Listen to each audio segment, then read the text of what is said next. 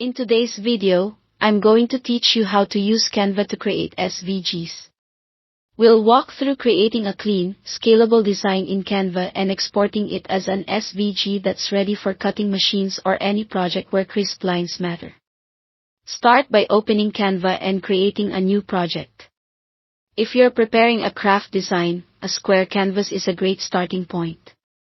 For example, choose a custom size like 12 by 12 inches.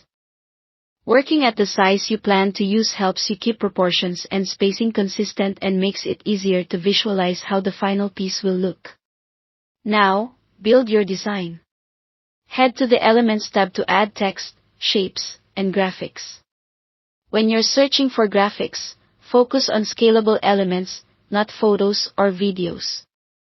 Vector-style graphics are ideal because they scale without losing quality.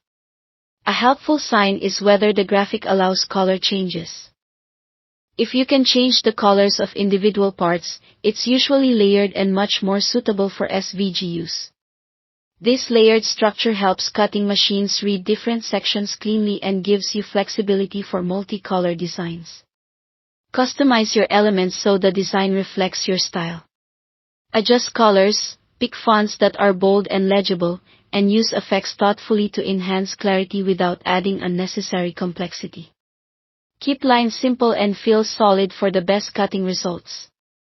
When your layout feels balanced and you're happy with the spacing, select every element in your design and group them. Grouping treats everything as a single unit, so you can resize or move it without knocking anything out of alignment.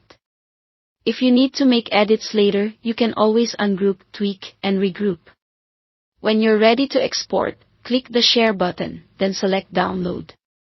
In the File Type drop-down, choose SVG. Keep in mind that exporting as SVG often requires Canva Pro. If you see that option, check the box for a transparent background.